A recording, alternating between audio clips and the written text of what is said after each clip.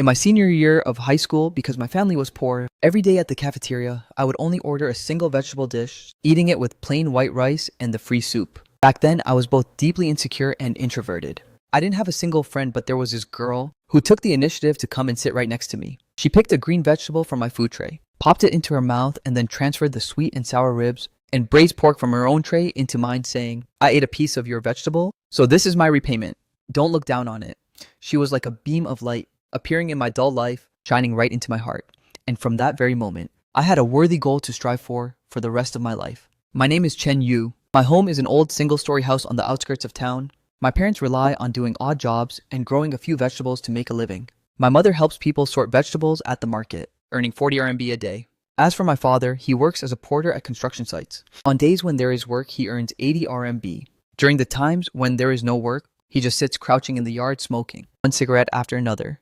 I also have a younger sister who is 5 years younger than me. She has been sickly and asthmatic since childhood. Every time the seasons change, her illness relapses. Coughing fitfully in the middle of the night, she can't close her eyes all night. Medical bills, tuition fees, and living expenses weigh down on the whole family like a mountain. No one dares to fall ill, and no one dares to have any extra expenses. During that senior year, my daily food budget was strictly fixed. A cheap vegetarian dish at the cafeteria, either stir-fried cabbage or stewed tofu plus 0.5 RMB for rice, and the free soup. It was called soup, but in reality it was just pot washing water, with a handful of salt sprinkled into it, and a few floating vegetable scraps. Though bland, it was hot, and drinking it at least kept my stomach from churning. Every meal was like that. I never ate with my classmates. Every day at noon, when the bell or the end of class rang, I would purposely procrastinate, pretending to pack my school bag, pretending to flip through pages, waiting for everyone in the classroom to leave before I alone crossed the schoolyard to walk around to the most hidden corner of the cafeteria. That spot was right next to the hot water boiler with a strong, unpleasant sour smell. No one wanted to sit there, which was just perfect for me to shrink myself into, like a shadow that couldn't touch the light. Mixing the vegetables and rice together, I kept my head deeply bowed and ate as fast as I could, not daring to look up, not daring to look at anyone, afraid to see the braised pork on other people's food trays, the sweet and sour ribs, or the chicken drumsticks. I was even more afraid of others seeing the poverty in my own food tray. That insecurity didn't just form overnight. It started back in my sophomore year. The class monitor was collecting money for study materials. There were 50 people in the class. 49 people pulled out the money right on the spot. Only I said I would bring it tomorrow. Then came the second day, the third day, the fourth day, until the class monitor stopped asking. Me, I crossed my own name off the list. It was also during the winter when others wore down jackets. I wore a coat my mother had refashioned from an old quilted cotton jacket. The sleeves were a bit too short, exposing my wrists. A classmate asked me, "Aren't you cold?" I said I wasn't, then pulled my hands back inside the sleeves and didn't show my hands for the entire class. It was also every time the teacher asked us to fill out the family background form in the section for father's occupation. When I put pen to paper to write the words freelance laborer, the tip of the pen felt like it wanted to pierce right through the paper.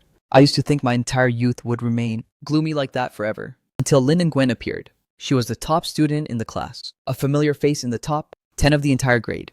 Her family background was excellent. Her father owned a car repair shop in the county, and her mother was a primary school teacher. She didn't look overly sharp or striking, but her facial features were very delicate.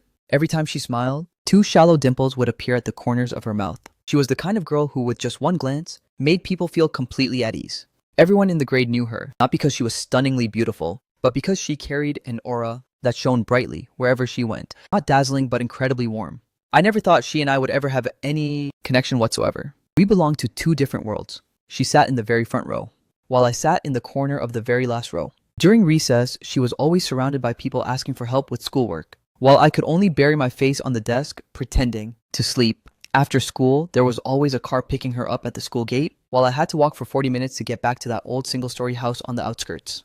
That afternoon was no different from any other. I carried my food tray with only a meager vegetable dish, shrinking into the most hidden corner of the cafeteria, sitting opposite the wall, with my back turned to everyone.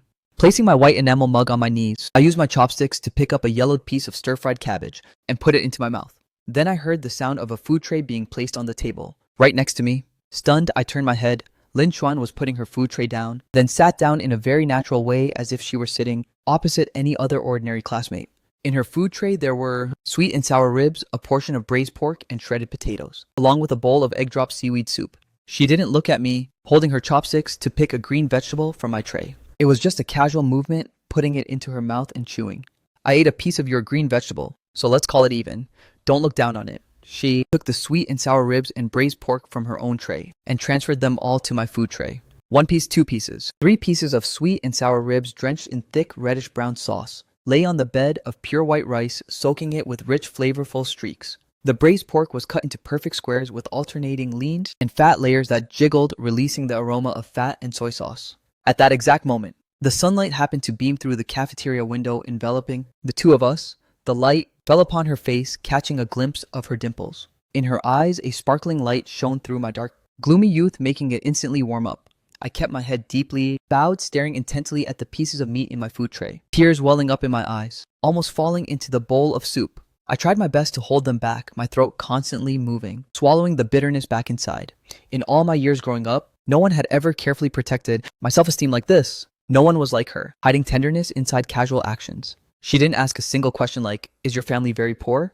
Nor did she say a word like, "Let me treat you to a meal." Instead, she just took away a single green vegetable, then casually pushed the meat over, as if that were a fair trade. Those 2 pieces of sweet and sour ribs, that piece of braised pork, and that piece of green vegetable taken away. That moment became the ultimate obsession of my entire life. That night, when I got home, I lay on the wooden bed that was so creaky that whenever I sat down, it would squeak loudly.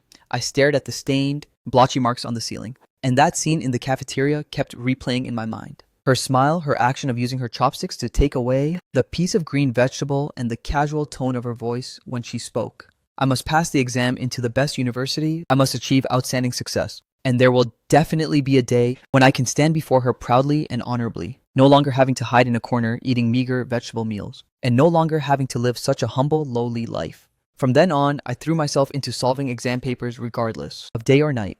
Waking up at 5 a.m., I was already in class by 6 a.m. After the lights went out at 11 p.m., I turned on a flashlight, hiding myself under the blanket to continue working on math, physics, chemistry, and English exam papers, one booklet after another. Even when the pen refills ran out, I couldn't bear to throw them away, scratching them against scratch paper, scratching until no ink came out at all before changing to a new one. I suppressed all my emotions deep down in my heart, giving up all forms of entertainment.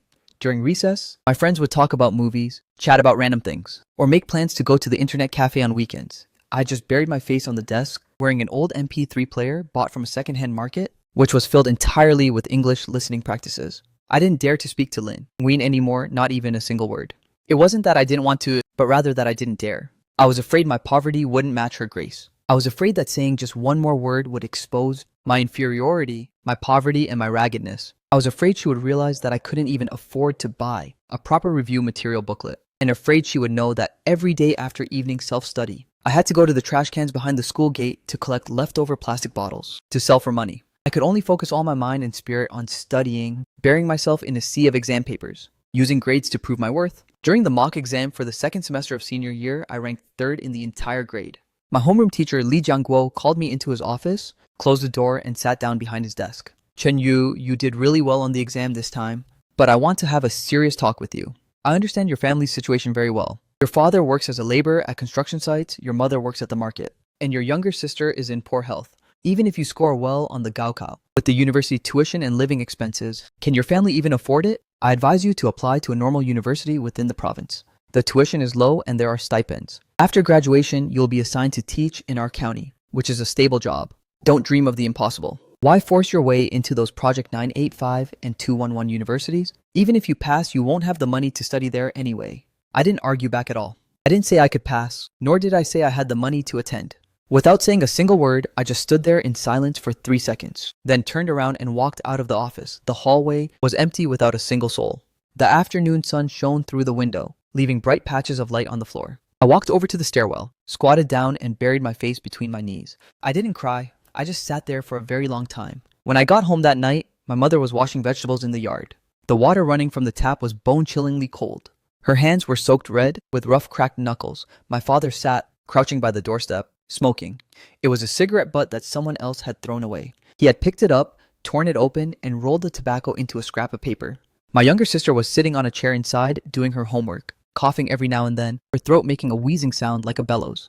"You're home, son. Have you eaten anything yet? There's porridge in the pot. If you want to apply to Shanghai Jiao Tong University, then go for it. If you pass, then even if we have to sell everything we own, your parents will still support your education. Tomorrow, I'll visit your second uncle's place to see if I can borrow some money." Returning to my room, I turned on the desk lamp and opened a comprehensive science exam paper. On the corner of the desk, there was a piece of paper I had handwritten myself. The handwriting was messy but full of determination. 600, 28 points, Shanghai Jiaotong University. That was the cutoff score for the school from the previous years. I wrote this number on the slip of paper and pasted it right in front of my eyes, so that every day all I had to do was look up to see it. Solving papers, memorizing by heart, doing exercises, studying. The days were compressed into a straight line between 2 points, the classroom and home. Sleep was cut down to 4 hours, and meals were packed into 5 minutes. A week before the Gaokao, the school gave us time off for self-study at home. I locked myself inside that single-story house, suffocatingly hot in the summer and freezing cold in the winter. The desk was piled high with exam, papers, and reference books. My mother didn't dare to disturb me. She just brought food, placed it by the door, knocked, and immediately walked away. Whenever my sister needed to cough, she would cover her mouth and run out into the yard to do it.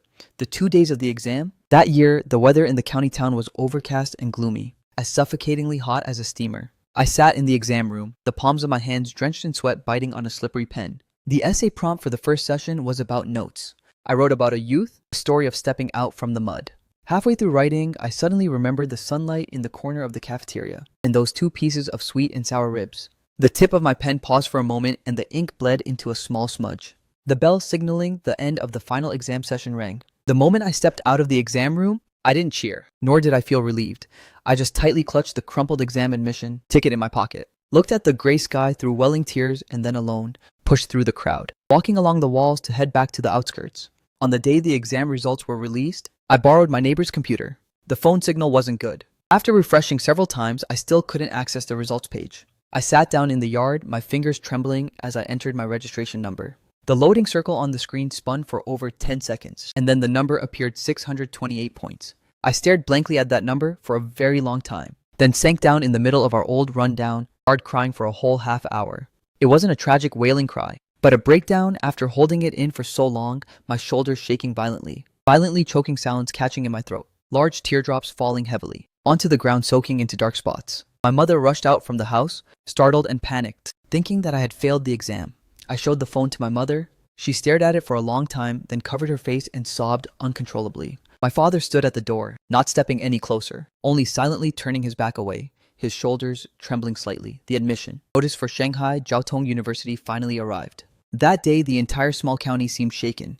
I was the only student from this county's high school in over 10 years to pass into that prestigious university. My homeroom teacher, Li Jiangguo, stood on the podium, holding the admission notice high, a bright, uncontainable smile on his face. He spoke to the whole class. You all must learn from Chen Yu, overcoming hardships to rise up. He is the brightest example. I sat in my seat, looking at his smile without saying a word. My family couldn't scrape together enough money for tuition, so the village committee helped me apply for a student loan and even mobilized the villagers to donate a bit more. My mother sold the 2 laying hens she had raised for over half a year. The apple tree in the yard, which my father had planted over 15 years ago, was also cut down at the trunk to sell to a carpenter, piecing things together from here and there. We finally had enough money for the tuition and travel expenses for the first semester. On the day I left, my mother stuffed into my old canvas bag 20 boiled eggs, along with a jar of pickled vegetables and a bag of dried mantou. My father didn't see me off. He said there was work at the construction site, so he left the house early in the morning. I knew it wasn't that he didn't want to see me off, but because he was afraid of the painful goodbye. My sister held me around the waist, crying heavily, and almost brought on an asthma attack. My mother quickly pulled her away, carrying my simple belongings on my shoulders, bringing along a few hundred RMB of meager living expenses I got on the long-distance coach to Shanghai, then transferred to a train, a 23-hour ride on a hard seat inside a green-skin-free train. The carriage was crowded and suffocating, filled with a mix of instant noodles, sweat, and cigarette smoke. I leaned my head against the train window, watching the scenery flash past outside. The fields, villages, low houses, and rolling hills were gradually left behind. The moment the train started moving, I had only one single thought in my mind. Chen Yu, you absolutely must succeed. Not for anything else. Just because back in your senior year, that girl gave you 2 pieces of ribs. Because of that tenderness, completely free of judgment. So that one day in the future, you can stand right in front of her, no longer having to bow your head, no longer having to avoid her, and no longer feeling insecure. I didn't look back. I purposely cast aside all memories related to my youth. After going to university, I didn't contact Lin Chuan at all. I knew she had also passed into East China Normal University in Shanghai, just a few subway stations away from Shanghai Jiaotong University. At a hometown student gathering, someone mentioned her name. I held my wine glass, my fingers tightening, my face completely expressionless. I didn't go looking for her, not because I didn't miss her, but because I didn't dare to. I understood my own situation all too well. Just a poor student, borrowing money for tuition, working part-time for living expenses. I couldn't even afford to treat her to a decent meal. Instead of letting her see my destitute state, once again, it was better to wait until I could truly stand on my own feet, wait until I was worthy enough to stand by her side before going to find her. During my 4 years of university, I never had a full night's sleep. By day, I went to classes. By night, I worked part-time jobs. Standing at the subway entrance, handing out flyers, shoving those green, red, purple, and yellow advertisements into the hands of hurried passersby, being pushed away, being ignored, or having people throw the flyers straight into the trash can right in front of me. I worked as a tutor riding a battered old bicycle, bought from a graduated senior, crossing more than half of Shanghai, to tutor rich kids in math and physics. The living room of that house was even wider than my entire rented room. I could only use my grades to prove myself. The crystal chandeliers were dazzlingly bright. The child's mother sat nearby peeling an apple. When she was done, she ate it herself, and never poured so much as a cup of water for me. I worked as a porter hauling cargo boxes in the logistics zone from 8 p.m. to 4 a.m. the next morning. The heavy boxes weighed down on my shoulders, making my spine creak. When my shift ended at dawn, my whole body was drenched, unable to tell whether it was sweat or the night dew that had accumulated. Later, I learned how to write code, taking on freelance outsourcing projects to help small companies build websites and write software. The dormitory cut off the power at 11 p.m., so I would bring my laptop to the 24-hour convenience store in front of the school gate, buy the cheapest bottle of mineral water, sit on a high stool by the window, and use the store's free Wi-Fi, coding tirelessly until dawn. The store clerk was a girl, with her hair tied in a ponytail. During her night shifts, she would often secretly slide me an extra paper cup so I could get hot water to drink. I didn't socialize with any friends, nor did I ever date even once. In my heart, there were only two words: succeed. While others enjoyed the freedom and romance of college life, joining clubs, dating, traveling, and gathering for meals, I was grinding away in this concrete and steel urban jungle. While others were partying, wasting their youth, I was hustling back and forth between the library and part-time jobs, converting every single minute into money. In my eyes and in my heart, there were only ways forward for the future, and the silhouette of that bright moonlight hidden deep down. I knew that only when I became strong enough could I be worthy of the tenderness from those years of youth, and only then could I give her a stable future. In the winter of my senior year of college, Shanghai experienced a rare snowstorm. I stood in front of the convenience store door, watching the snowflakes fall under the yellow streetlights, hitting the road and instantly melting into puddles. In my hand, I tightly gripped the 3,000 RMB I had just received upon completing a project. My bank account balance finally surpassed the 5-figure mark. I raised my head to look at the gray sky, the falling snow biting cold against my face. I quietly whispered two words into the empty air: wait for me. In the year I graduated from college, I turned down job offers from major corporations. It wasn't that I didn't want them, but rather that I couldn't accept them. A major corporation meant stability, meant climbing the corporate ladder step by step, and meant a fixed monthly salary, year-end bonuses, and insurance benefit. But it also meant that I would always be just a tiny screw, meaning that I could never catch up with the rising housing prices and would never be able to give Lin Nguyen a future where she wouldn't have to bow her head. So I took the tens of thousands of RMB accumulated from my part-time jobs, withdrew all of it, added a little savings from taking freelance projects during college, and along with a few friends I met on a tech forum, co-founded and registered a company. Calling it a company was a stretch, as it was actually just a basement of an old residential building on the outskirts of Shanghai, measuring a little over 10 square meters. Summer was as suffocatingly hot as a steamer, with no air conditioning, only a standing fan bought from a secondhand market that whirred loudly, blowing out nothing but hot air. In the winter, it was bone-chillingly cold. The heating pipes had long broken down due to lack of maintenance. A few of us wrapped ourselves tightly in military coats, sitting in front of computers, but our fingers typing on the keys would freeze up. After typing a few characters, we had to stop and rub our hands together. Our food was instant noodles, and what we chewed on was mantu. The instant noodles were the cheapest kind, only a few cents a pack.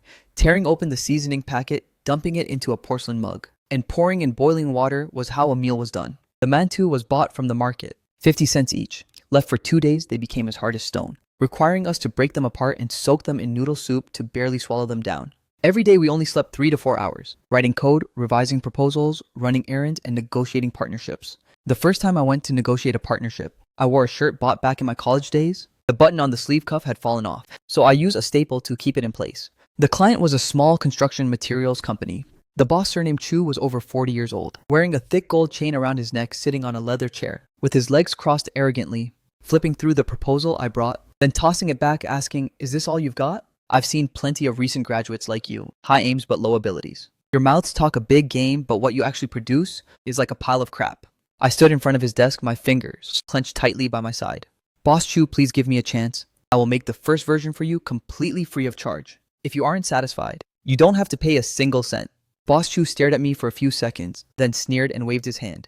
All right, give it a shot. It doesn't cost anything anyway.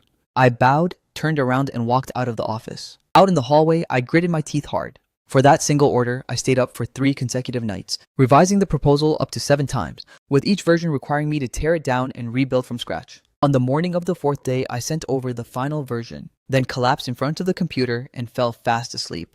2 hours later, I was woken up by my phone vibrating. Boss Chu had sent a message containing just one single word: approved. When the first payment was transferred to our account, the guys and I crouched in the basement, staring at the bank account balance, and no one said a word. 8,000 RMB after subtracting the rent. Utilities and equipment installments left us with less than 3,000 RMB. But that was the first time we relied on ourselves, using our own skills to earn money. The hardest period of time was during the 8th month after founding the company. We landed a big project, which paid a 30% deposit upfront, while the remaining 70% had to wait until after handover and inspection approval to be paid out. The guys worked day and night, and after 2 months, we finally finished building the system, passing tests and preparing for handover. Right then, my partner Zhang Lei came to see me. Zhang Lei was the partner in charge of technology. Half of the core source code was written by him. We met on a tech forum. Because we hit it off, he quit his job in Hangzhou and rushed to Shanghai to start this business with me. I always considered him a brother. That night, he called me out to the stairwell outside the basement and handed me a cigarette. Chen Yu, I need to tell you something. I took the cigarette but didn't light it. He lit his, took a deep puff, the smoke drifting away under the streetlights, and said, Ming-sang came looking for me. They offered a price for me to bring our core source code over. The salary is this much. He signaled a number. In addition, they'll give me a 5% stock option. I looked at him without saying a word. Ming-sang was our biggest competitor, founded 2 years earlier than us, and had already received Series A funding, gaining quite a reputation in the Shanghai internet scene. Their intention in poaching Zhang Lei was clear. They wanted to get our core source code and instantly crush our newly thriving little company right in its tracks. So I asked Zhang Lei, what do you think? Zhang Lei flicked his cigarette ash, avoiding my eyes. Chen Yu, we've known each other for nearly 2 years and I consider you a brother. But brotherhood is brotherhood. Life still has to go on. My parents back in my hometown are still carrying debt from buying a house, and I need to start a family of my own too. The conditions Ming-sang offered are impossible for me to refuse. He paused for a moment. Furthermore, honestly speaking, this project of ours after handover is just going to be a one-time thing. We don't even know where our next order will come from. Instead of staying stuck here wasting time, when are you leaving? I interrupted him. Zhang Lei went silent for a few seconds. Next week. What about the source code? He didn't answer me. He turned around, looking at the narrow little window of the basement from which a dim faint yellow light cast out. The other 2 partners were still inside typing code tirelessly, the clacking sound of the keyboards echoing continuously, blending with the whirring sound of the cooling fans. Zhang Lei, I called his name, my voice perfectly calm. It's true that the core source code was written by you, but I built the system architecture, and I designed the underlying logic. Every API interface, and the way each module connects was determined by me. You can take that source code with you, but I guarantee you that when you join Ming-sang, you won't be able to write a single decent line of new code within the next 3 months. Zhang Li's expression changed, not because my words were harsh, but because he knew I was telling the truth. The core design, thinking of that system architecture, was all in my head. Without me, that pile of code was just a soulless set of Lego blocks. It could be put together, but it couldn't be modified or expanded, and it would soon be rendered obsolete. He asked me, what do you want? I said, leave the source code behind. If you want to leave, I won't stop you. He stared intently at me, the cigarette clamped between his fingers having already burned down quite a bit, and he even forgot to flick the ash. What if I don't leave it? I didn't answer that question, only reaching into my pocket, taking out my phone and opening an audio file. Inside was a recording of our meeting from 3 weeks ago. Zhang Lei had proposed during the meeting that the core source code should be backed up separately on his personal server, claiming it was for security reasons. At that time, I didn't object. I just quietly hit the record button. Zhang Lei's face turned pale. You were guarding against me. I wasn't guarding against you. I'm just used to leaving myself a way out. During those years sitting and eating vegetarian dishes in the corner of the cafeteria, I learned that the only person you can truly rely on in this world is yourself. Zhang Lei left. Early the next morning, he packed his things and left the basement without saying goodbye to anyone. The remaining 2 partners went silent for a long time after finding out about the matter. Then one of them stood up, went to the kitchen to boil a kettle of water, and brewed a bowl of instant noodles for each of us. He said, eat up, and after we're done, let's keep grinding. That bowl of instant noodles was the saltiest bowl I had ever eaten in my life. Though I didn't know if it was because too many seasoning packets were added or because my tears had fallen into it. That night, I walked out of the basement alone, climbing up the old staircases. The sound-activated sensor light in the stairwell was broken, making everything pitch black with only the faint light from my phone screen illuminating the steps. I climbed up to the rooftop, pushed open the rusty iron door, and stepped out onto the roof. Shanghai was dazzlingly prosperous. In the distance were the skyscrapers of Lujiazui, the dense grid of lights crowded together, as if the entire Milky Way had been brought down and embedded along the banks of the Huangpu River. The peak of the Oriental Pearl Tower sparkled in the night, and the top of the Shanghai World Financial Center was faintly visible amidst the clouds. With those high-rise buildings and brilliant lights, this entire city was like a massive never-stopping machine that swallowed and reshaped the dreams and despair of countless individuals. Yet not a single light was lit for me. I stood at the edge of the rooftop, the wind blowing hard making my shirt flap loudly. I took out my phone and opened a photo. It was a digital copy of our graduation photo from senior year, with a blurry low resolution. In the photo, Lin Xuan stood in the second row, the fourth position from the left, wearing the blue and white school uniform, smiling at the camera with her dimples, faintly visible, and her eyes sparkling with light.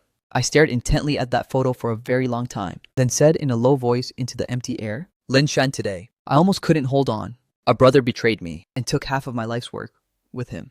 The money in the company's account is only enough to keep us going until next month, and I don't know if we'll land any more orders after handing over this project. I paused for a moment, but I won't give up. I looked toward the Oriental Pearl Tower. In the distance, its lights flickering through the night. Do you know, over the past few years, every single day I've thought that when I succeed, and when I am finally worthy enough, I will go find you. I will treat you to a meal at a restaurant, and I will order the best dish. Luxurious, buy you the most beautiful clothes, and take you to see all the beautiful sights you want to see, so that you will never have to suffer any grievances, ever again, and never have to be cautious, or hesitant just to protect anyone's self-esteem. Because the poor boy you once protected back then, he will become very strong enough to protect you. The wind howled on the rooftop. I put my phone away, turned around, and followed the pitch-black staircase down to the basement. Pushing open the door and walking in, my two partners were still writing. Code the standing fan whirring loudly. The bowl of instant noodles in the porcelain mug had completely bloated up. I sat at my station, opened my laptop, and continued to work. That year, the company almost died 3 times. The first time was after Zhang Lei left. Mingsang took advantage of the information obtained from Zhang Lei. Just a week before our scheduled product handover, they launched a product with highly similar features and quickly seized the market. The client called to question us, their voice filled with nothing but anger and disappointment. I flew over there that very night, sat in the client company's meeting room, opened my laptop and explained line by line of code about the differences in architecture, proving that our underlying design was much more flexible than Mingsang's and highly scalable. In the end, the client finally nodded and signed the continuation. The second time was when our capital chain broke. The project's payment and recovery cycle was excessively dragged out. The money in our account was completely drained and we couldn't pay salaries. I took all the savings I had accumulated throughout 4 years of college and poured it all in, even maxing out my credit cards, borrowing from everyone I possibly could. At my poorest, I had only a few dozen RMB left on me, unable to afford even instant noodles. Sitting on the steps in front of the basement door, watching the delivery electric bikes rushing back and forth, my stomach ached so badly from hunger that it cramped up. The third time was during a technical breakthrough phase. We took on a management system development project for a large enterprise. The project value was huge, but the technical difficulty far exceeded our estimates. For 40 consecutive days, everyone in the team ate and slept at the office, setting up folding beds right next to our workstations. Whenever we were too tired, we would lie down and sleep for 3 to 4 hours. And upon waking up, we kept grinding. I lost 7.5 kilograms, my eyes sank deep, and a full beard grew on my chin. On the day of the project handover, the system ran smoothly, without a single bug appearing. The client's technical director stood up, extended his hand toward me, and said a sentence, "You guys are the most reliable team I have ever worked with." After that, relying on unyielding perseverance, solid technical skills, and sharp market judgment, the company gradually began to prosper. From a small team of a few people, we grew to several dozen, and then to hundreds of people. From the dark basement, we moved to a high-end office building in the tech zone. On the day we moved out, I stood in that damp, dark basement, looking around at the 4 walls one last time.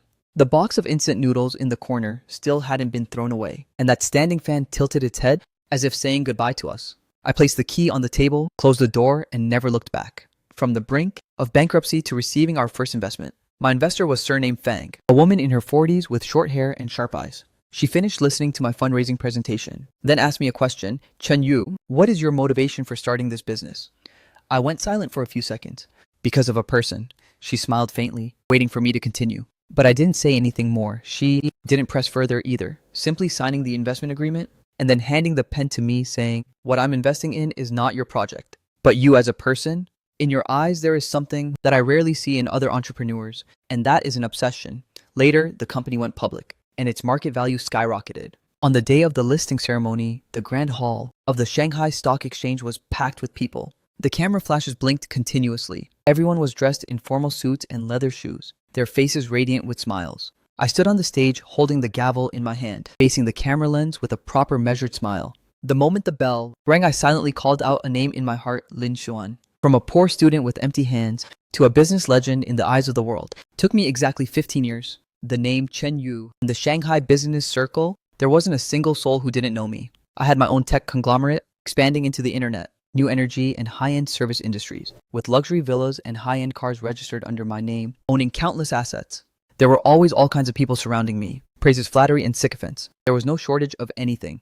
I no longer had to eat meager vegetable meals, nor did I have to worry about money anymore. Frequenting high-end private clubs, enjoying top-tier delicacies. The head chef of a Michelin restaurant would personally come out to greet me, introducing the daily specials: Wagyu beef, truffles, and sturgeon caviar. The exquisite plating was like a work of art that melted instantly in the mouth, but I could never find again. The taste of those 2 pieces of sweet and sour ribs from that year. After achieving success and fame, I sent people to search for Lin Xuan, wanting to know if she had been living well over the years, and wanting to fulfill the promise of my youth.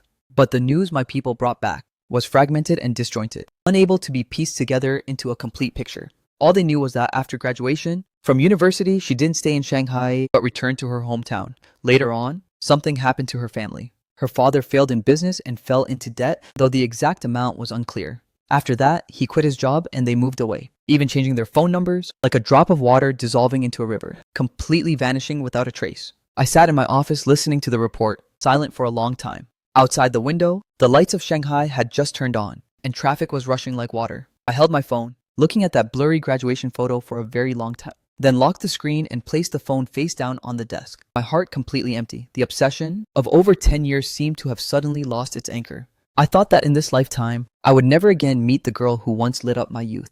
So I poured all my mind and energy into my careers, becoming a workaholic in the eyes of the world, indifferent to women, cold and untalkative. During commercial banquets, partners brought along companions chatting and laughing merrily. Amidst the clinking of glasses, subtle, suggestive undercurrents would arise. I held my wine glass, expressionless like an outsider. The people around me all advised me to start a family.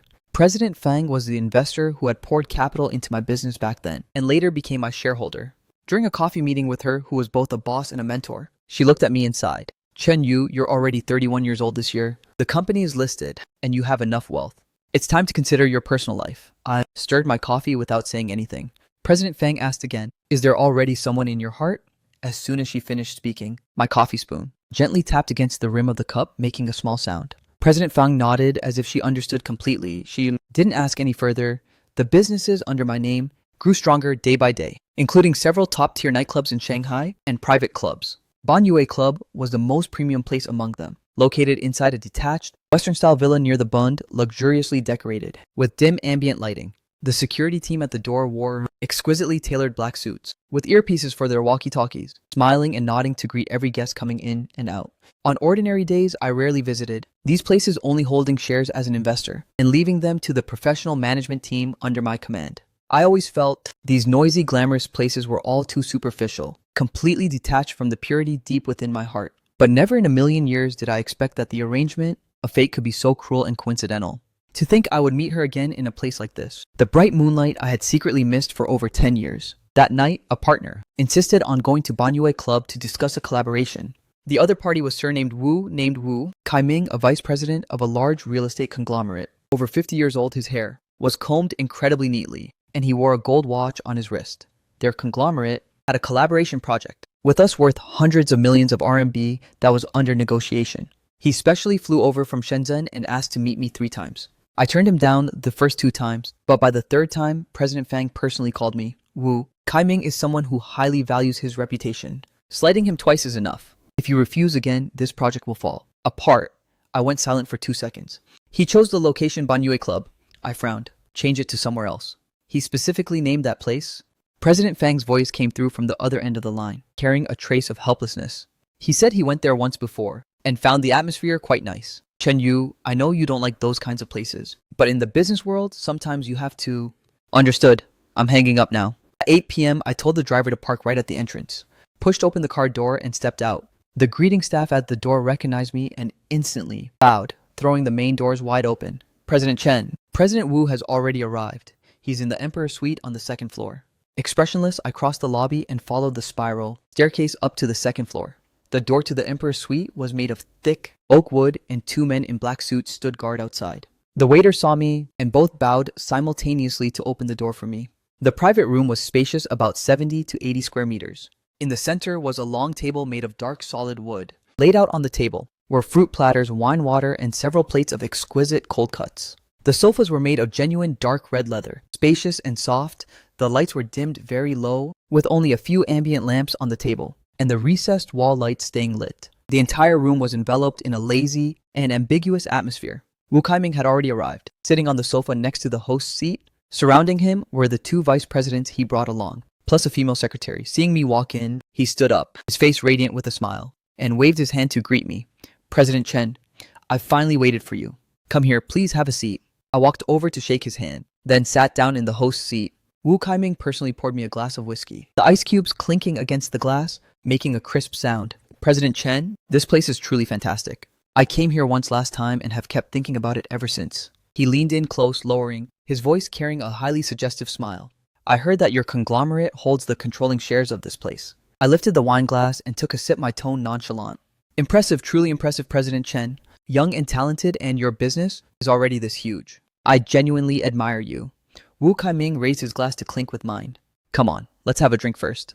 I tilted my head back and drained it in one gulp, the whiskey sliding straight down my throat, pungent and burning hot. Wu Kaiming filled it back up for me, then leaned back against the sofa, crossing his legs while scanning the private room once, speaking with deep implication. President Chen, just drinking wine is a bit boring.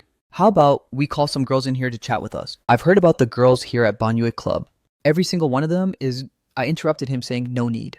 Wu Kaiming blanked out for a moment, then laughed it off and waved his hand. President Chen is still as serious as always. No wonder rumors in the circle say that the people who want to introduce a match to President Chen could form a line stretching all the way to the Huangpu River. Yet President Chen doesn't catch anyone's eye. A vice president next to him chimed in, his tone carrying a probing and flattering edge. President Chen, you haven't even had a female friend by your side all these years? Could it be that the lady of the house is hidden at home, not letting anyone meet her? Inside the private room, it went quiet for a moment. My fingers twirled the wine glass as I didn't lift my head at all. I haven't met the right person yet. That voice was as cold as a blade slicing across the ice. Wu Kaiming and the vice president looked at each other, catching the hint so they didn't ask further, but Wu Kaiming clearly still hadn't given up. He poured me another half glass of wine, then reached out to press the service button on the table. Less than a minute later, the door opened and the manager walked in. She was a woman in her 30s, wearing a black business dress, her hair tied up high and neatly without a single stray strand, and wearing exquisite makeup. Behind her, 5 or 6 girls entered the private room one after another, standing in a line in front of the long table. They wore colorful evening gowns, with dresses trailing down to the floor or cutting off at the knee, revealing their snowy white shoulders and collarbones. I originally intended to stand up and leave, but just at that moment, the door to the private room was pushed open again. A girl wearing a light purple evening gown followed behind a waiter walking in with hurried steps. She must have arrived late, as her breathing was a bit rushed. When she entered the door, her high heels twisted, and she almost stumbled forward, having to support herself against the doorframe to steady herself. After that, keeping her head low, she quickly walked over to stand at the end of the line. She kept her head down, not daring to look at anyone, her hands clutching her skirt, so tightly that her fingertips turned pale. At that moment, time seemed to stand still. I lifted my eyes to look over, and my heart suddenly tightened. It was Lin Xuan. It really was her. Now having seen her for over 10 years, she had changed a lot. Yet she also didn't seem to have changed at all. The contours of her eyebrows and eyes were exactly the same as back then, but her face was covered in heavy makeup. The foundation hid her natural skin tone, her eyeliner was elongated, and a vibrant, bright red shade covered her lips. The exquisite makeup could not conceal the deep, unerasable exhaustion hidden within her eyes, along with a cautious, timid presence that bordered on humble submission. She stood at the very edge of the line of girls, like a shadow that could be ignored at any moment. The waiter began to introduce their names from left to right, along with their specialties and personalities. The 2 vice presidents Wu Kaiming, brought along, started sizing up the girls in front of them, exchanging whispered remarks in low voices. When it came to introducing the last person, the waiter's voice rang out, "This is Xuan Xuan. She's a newcomer, quiet by nature, and knows how to pour wine and sing. Xuan Xuan. It turned out she didn't even dare to use her real name anymore. My chest felt as if it were being squeezed tightly by a massive hand, and my internal organs felt compressed together, aching so badly that I couldn't breathe. The deep longing from the past 10 plus years, the responsibility and the expectations all collapsed at this very moment, crushed to ashes by a much more powerful, primitive emotion, heartache, fury, and an unnameable surge of feelings. The intense emotion felt as if it would burst through my chest. The bright moonlight I had yearnfully missed for over 10 years. The girl I had used all my strength to protect. The one I told the empty air countless times on the rooftop late at night was waiting for me. Could actually appear in a place like this, doing this kind of work. Wu Kaiming was holding his wine glass, observing the row of girls. His gaze flicked back and forth between them, and then he noticed my expression. My eyes were locked onto Lin Xuan, never moving an inch. Wu Kaiming followed the direction of my gaze and smiled. President Chen, since you've taken a liking to this girl, then let her focus on accompanying you. He raised his hand to point toward Lin Xuan, then waved his hand at her. Xuan Xuan, come here, come pour some wine for President Chen. Lin Xuan's entire body trembled. She slowly lifted her head, and her gaze inadvertently locked with mine. At that moment, all the color on her face seemed to be violently drained by a ruthless hand, leaving it bone white. It was a paleness that was almost translucent. She had recognized me. The swirling emotions in her eyes were like a silent tsunami, shock and panic, shame to the point of not knowing what to do, and also a sense of utter despair from having all her disguises stripped away in front of everyone. Her pupils contracted violently, and her eyes instantly filled with tears, shining brilliantly under the lights. Her body instinctively took a step back, and her high heel stepped on the hem of her skirt, causing her to lose her balance and almost collapse. She reached out to lean against the wall, her fingers curling tightly, her nails scraping against the wallpaper, with a faint rustling sound. I watched as tears threatened to spill from her eyes, yet she desperately held them back, refusing to let them fall. Her lips were pressed tightly into a straight line, her chin trembling slightly, as she forced the sounds that had almost burst out back down her throat. That agitation, that lowliness, and that helplessness to the point of wishing she could instantly vanish, cut into me like a knife slash after slash. That level of helplessness where you just want to vanish immediately is like a knife cutting into me stab after stab, piercing straight into my heart. The bright, cheerful girl, that year the girl with the starlight in her eyes, the girl who once picked out a piece of green vegetable and pushed the plate of sweet and sour ribs over to me. The girl who smiled and said, "This is compensation, don't look down on it." How did things end up like this? The others in the private room also noticed something unusual. Wu Kaiming put down his wine glass, looked at me, and then looked over at Lin Xuan, the smile on his face becoming deeply suggestive. The two vice presidents looked at each other in confusion, and the line of female hostesses also raised their heads, looking this way curiously. The atmosphere froze for a few seconds. I desperately suppressed the rolling waves in my heart, moved my gaze away from Lin Xuan's face, and then stood up by leaning my hands on the edge of the sofa, my expression as cold as ice. "Everyone please continue. I'll head out to get some fresh air." Wu Kaiming hurriedly stood up. "President Chen, you..." I didn't look at him, walking straight toward the door. My footsteps were a bit unsteady. When I passed by Lin Xuan, her shoulders trembled violently, and her whole body shrank back close to the wall as if she was afraid I would touch her. I didn't stop pushing open the door and stepping out into the hallway. The door of the private room closed behind me completely, cutting off the music, talking and laughing inside. The hallway was much quieter, with the dim yellow wall lights shining down on the dark carpet. At the end of the hallway was a window. Outside the window was the night view of the Bund. The skyscrapers across the Huangpu River were brilliantly lit. I leaned against the hallway wall, took the pack of cigarettes out of my pocket, pulled one out and put it in my mouth. It took 3 flicks of the lighter to catch fire, the flame dancing at my fingertips, the light illuminating the green veins on the back of my hand. I took a deep drag, the smoke filling my lungs, pungent and burning hot, and then slowly exhaled it. The smoke drifted under the wall light, blurring my vision. My hand trembled violently. Amidst the swirling smoke, it was all Lin Xuan's appearance from just now. Her eyes, at the moment she looked up, the tears threatening to spill from her eyes, yet desperately held back from falling, her stumbling and almost falling when backing away, and her knuckles turning pale from tightly clutching her skirt. Xuan, she didn't even dare to use her real name anymore. I closed my eyes, the smoke exhaling from my nose. Seeing me leaning against the wall, smoking, her footsteps paused slightly. She softly called out, "President Chen," and then quickened her pace to leave. I reached out my hand and tightly grabbed her wrist. It was so thin. Through the thin sleeve of her evening gown, her wrist bone rested in the palm of my hand, cold and so skinny that it felt like just skin and bones. Under the skin was a faint pulse beating rapidly and erratically, like a little bird gripped tightly in a palm. She abruptly stopped her steps, her whole body freezing in place as if struck by lightning. I could feel her trembling starting from her wrist, traveling up her forearm, elbow, and shoulder, then spreading through her entire body. That light purple evening gown was as thin as a sheet of paper, separating the two of us, unable to hide anything. She didn't look back, keeping her head lowered even more, her chin almost touching her collarbone. A few strands of hair from her high bun had fallen down, clinging to the back of her neck, gently swaying with the draft in the hallway. Her tears finally fell, one drop landing on the dark carpet, soaking into a darker mark, followed by a second drop and a third drop quietly spreading out, quickly absorbed by the velvet fibers of the carpet and also falling right into my heart. Lin Tae, shunned, I called her name, my voice trembling in a way that even I didn't recognize. Those two words had been choked up in my throat for too long. The spoken words carried the taste of rust and dust, as if retrieved from some hidden corner that had been covered in dust for over 10 years. Her body shuddered violently, and then she began to shake her head desperately, trying to break free from my hand, her wrist twisted within my palm, her fingernails digging deep into her own hand, her knuckles bone white. Her strength was very weak. There was no way she could break free, each movement carrying utter despair. President Chen, you've recognized the wrong person. Her voice was very small, choked out from her throat. Her voice was very soft, choking up as it escaped her throat, broken and hoarse. I am not Lin Xuan. My name is Xuan Xuan. She kept struggling, trying to pull her wrist away, her shoulders shrugging inward as her whole body backed up tight against the wall, as if she wanted to embed herself into it and disappear. Did I recognize the wrong person? I let out a bitter, heartbroken smile, the corners of my mouth curving up but my eyes burning intensely. Lin Xuan, even if you turned to ashes, I would still recognize you.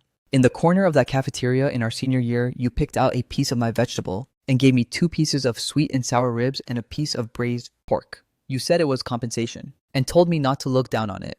Did you forget? I forced out each and every word, each one seeming to be chiseled from the gaps of my bones. Carrying the heavy weight of over 10 years, her body shook violently, as if something had shattered inside her chest with a loud crash. All of her disguises, all of her forced endurance completely collapsed, unable to be suppressed any longer. Her tears gushed out like a broken dam. She collapsed to the floor, covering her face with both hands, her shoulders trembling violently, letting out stifled broken sobs. It wasn't a loud wail, but the kind of crying that had been bottled up for way too long, the kind of weeping that could finally no longer be held back. Every sound was mostly muffled by her palms, turning into low muffled and disjointed whimpers, as if she was terrified of being heard by others, her body shuddering slightly with each sob. People were coming in and going in the hallway. A waiter carrying a tray walked past, pausing his steps but not daring to get close. Some guests, who had walked out of other private rooms, half drunk and holding on to their female companions curiously, glanced over this way. Some whispered and gossiped. Some took out their phones, and some were dragged away by their companions. I didn't care about any of it anymore, crouching down while still tightly gripping her wrist, never letting go. My palm pressed against her freezing skin, and I could feel her pulse gradually turning from frantic to heavy, beating with an exhausted rhythm. She sat curled up, right in front of me, covering her face and crying so hard that her whole body shook. Her skinny shoulders, clothed in that ill-fitting light purple evening gown. The outline of her shoulder blades pressed against the thin fabric, plainly and painfully visible. I looked at her, asking the question that I had been wondering about for all these years. Tell me what on earth happened. My tone was filled with tenderness, a complete contrast to the icy coldness in the private room just now. Why are you here? She didn't answer, only sitting on the floor, covering her face, crying until her entire body trembled. The choked up, broken gasps coming from her throat sounded like a wounded little animal, silently licking its wounds in a dark cave. I took off my suit jacket and draped it over her shoulders. The suit jacket was very broad completely, wrapping around her shrinking shoulders, hiding that ill-fitting light purple evening gown. At the collar, her slender neck was revealed along with a few loose strands of stray hair. She didn't dodge, nor did she look up, but her weeping gradually quieted down, turning into soft whimpers. Her shoulders were no longer trembling violently, though her whole body still shuddered slightly, like a leaf blown by the wind for a long time that had finally fallen to the ground yet still quivered faintly. The hallway became quiet again as the onlookers dispersed. The waiter, carrying the tray quietly, sidestepped past us, pushing open the door to the adjacent room, and slipping inside. The wall lights remained as yellow as before, shining down on us, casting a blurry shadow onto the carpet. I sat down in front of her, one hand still holding her wrist, applying no force at all, only gently resting my thumb right against the inside of her wrist, where her blood vessels were beating with a rapid, frantic rhythm. A long time later, she finally lowered her hands from her face, which was covered in tear streaks. Her heavy makeup was mostly smudged. She didn't look at me, keeping her face lowered completely. She spoke, her voice so hoarse that her old vocal tone was almost unrecognizable. Chen Yu, let me go.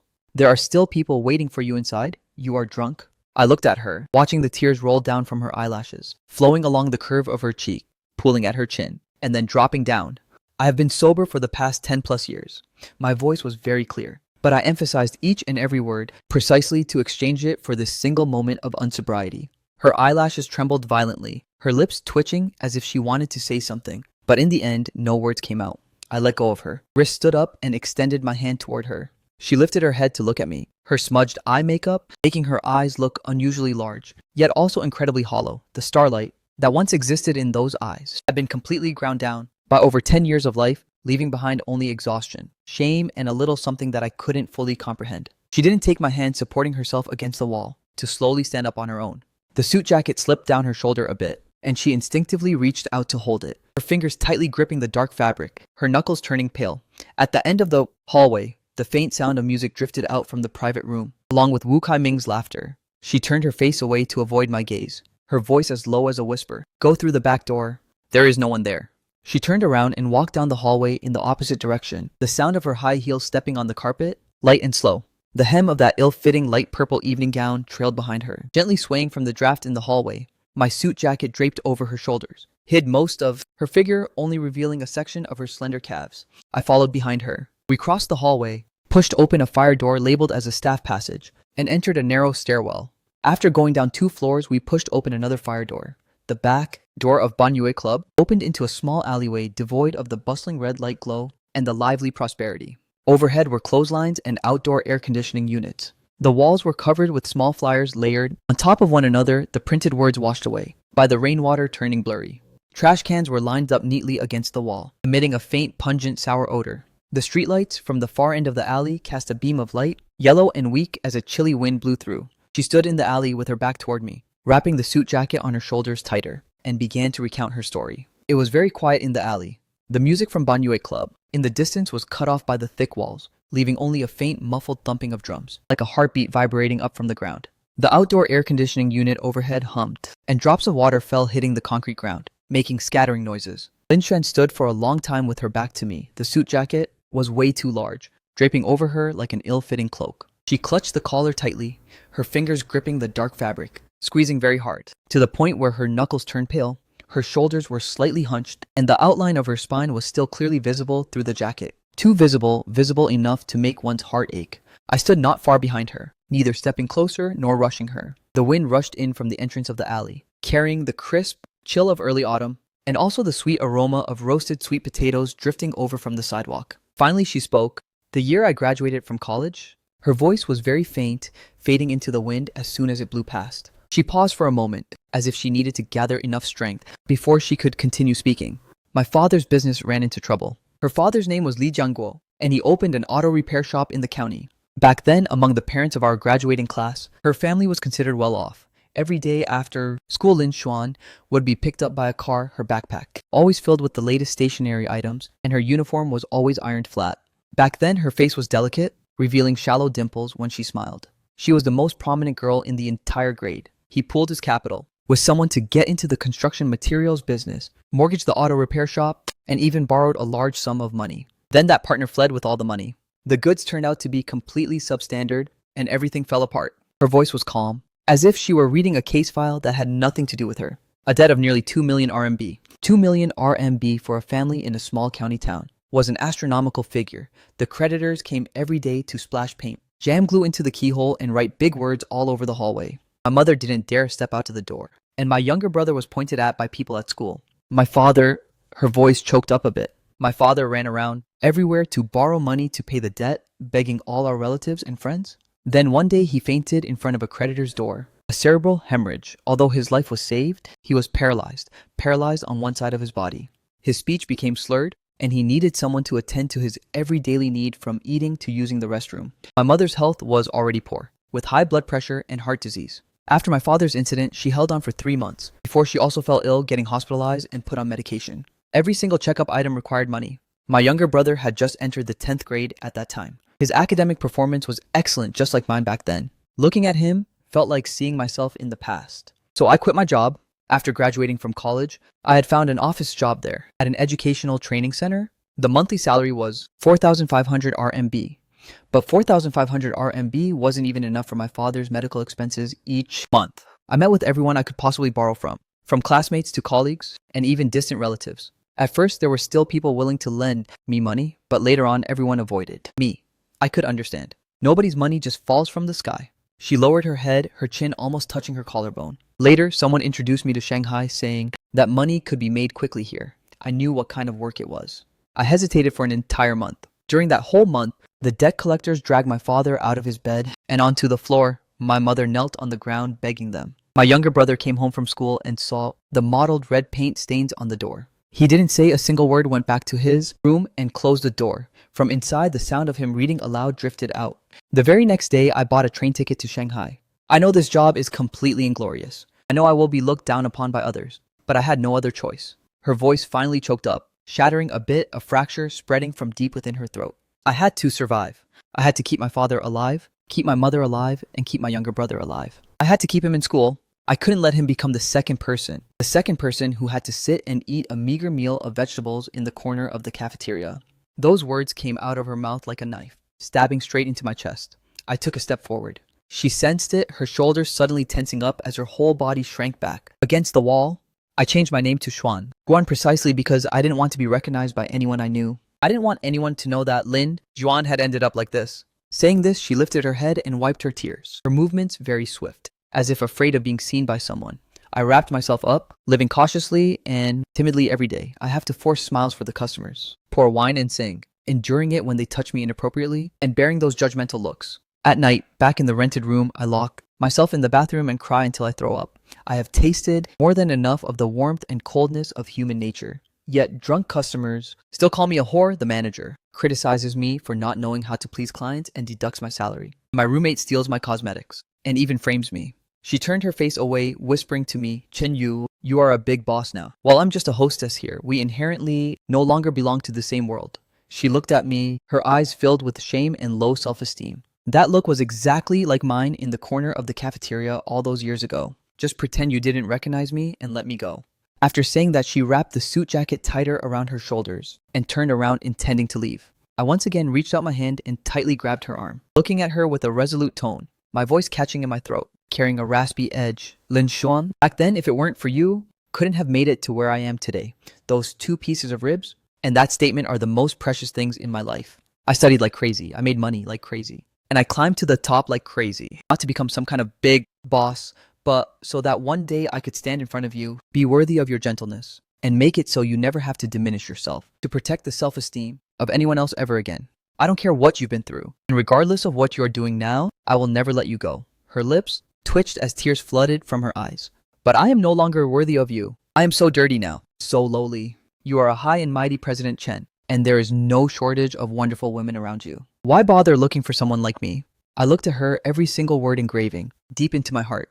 You will always be the girl from back then, who gave me extra ribs. Always pure, always precious. Her eyelashes trembled violently, and large tears fell soaking into the dark fabric of the suit jacket, leaving behind even darker stains. My hand that was holding her arm tightened.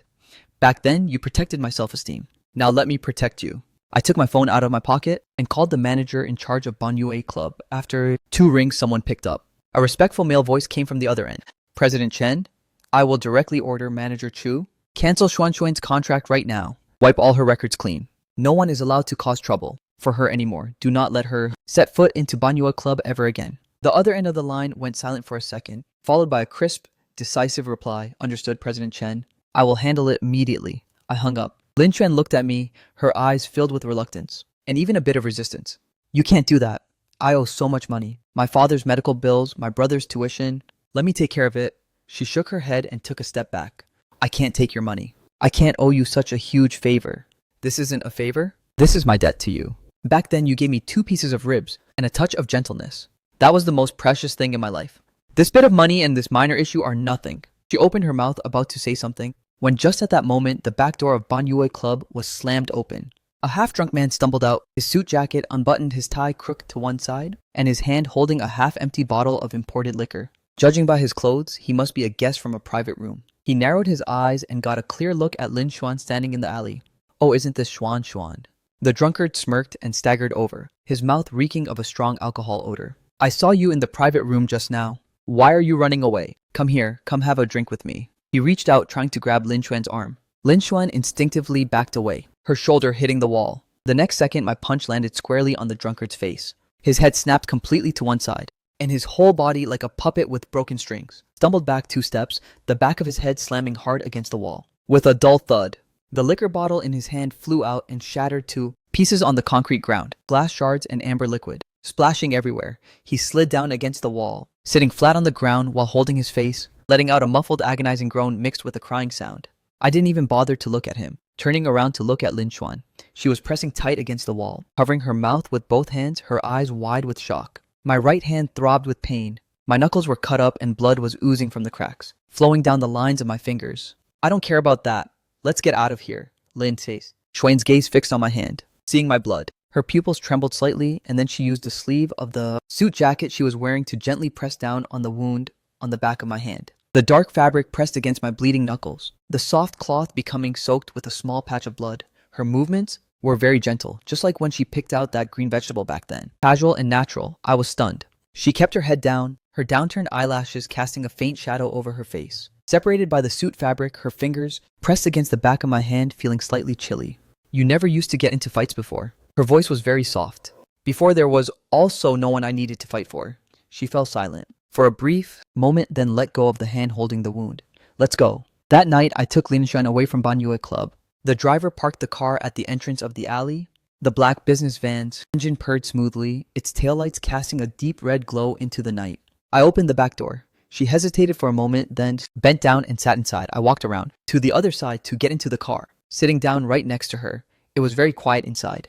The leather seats emitted a faint fragrance, and the air conditioner vents blew out a cool breeze. The driver glanced at me through the rearview mirror, asking no questions as he silently set off. Lin Xuan leaned against the car window, turning her face away from me.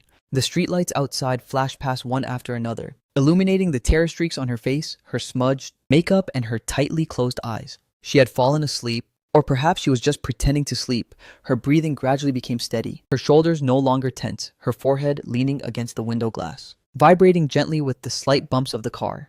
I looked at her for a long time, from that sunny afternoon in the senior year cafeteria all the way to the hallway of manhwa club, where she sat curled up on the floor sobbing bitterly, up until this very moment draped in my suit jacket, falling into a deep sleep in the seat right next to me. A span of over 10 years, just like that, flowed backward in the darkness of the vehicle. I reached out my hand, pulling up the jacket that was slipping off her shoulder covering. The bare skin that had been exposed to the outside, my fingers inadvertently brushed against her neck. Her skin was freezing cold. She didn't wake up, only her brows furrowed slightly for a brief moment, and then relaxed again. I withdrew my hand, leaned against the seat, and closed my eyes. The wound on the back of my hand still throbbed with a dull pain. From that day on, I arranged for Lin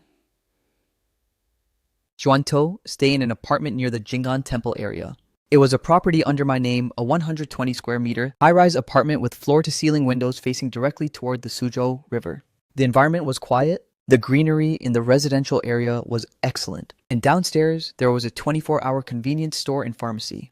Initially, I bought it intending to live there myself, but later it just sat empty all this time. With only a cleaner coming to tidy up once a week, I invited the best neurology expert in Shanghai to go to her hometown, bring her father to Shanghai for medical treatment, arranged a ward at Huashan Hospital, hired a professional caregiver, and completely redid his entire rehabilitation plan. Her mother's medications were all switched to imported ones, with regular physical checkups closely monitored by a cardiology expert. As for her younger brother's academic records, they were transferred to a key high school in Shanghai. The boy stayed in the dorms and could visit his sister on weekends.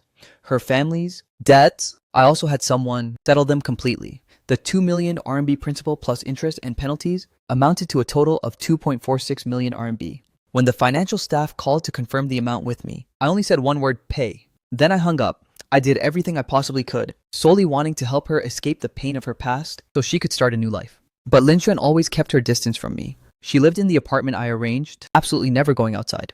When I went to visit her, she was always incredibly polite, pouring tea and water and then sitting at the far end of the sofa, with both hands neatly placed on her knees, just like a stranger coming over as a guest, distant and polite, carrying a deliberate and cautious sense of estrangement. I could no longer see any trace of her appearance from back then. The naturalness and gentleness in the cafeteria of that year.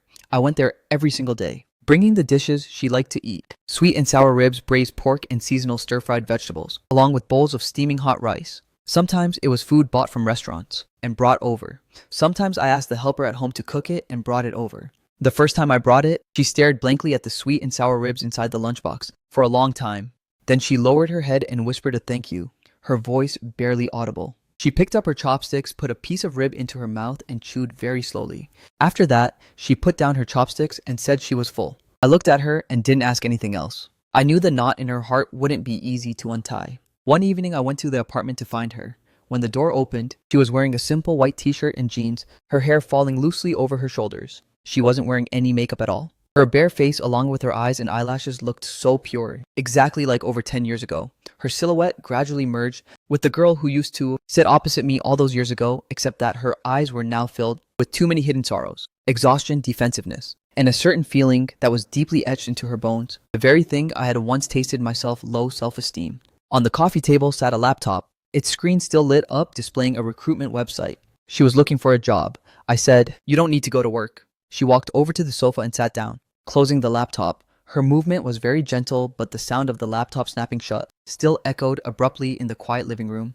"Chen Yu, don't treat me so well." She didn't look at me, her gaze fixed tightly on the glass of plain water that had gone completely cold on the coffee table. "I don't deserve it." I sat down opposite her. "What exactly counts as deserving?" She didn't answer.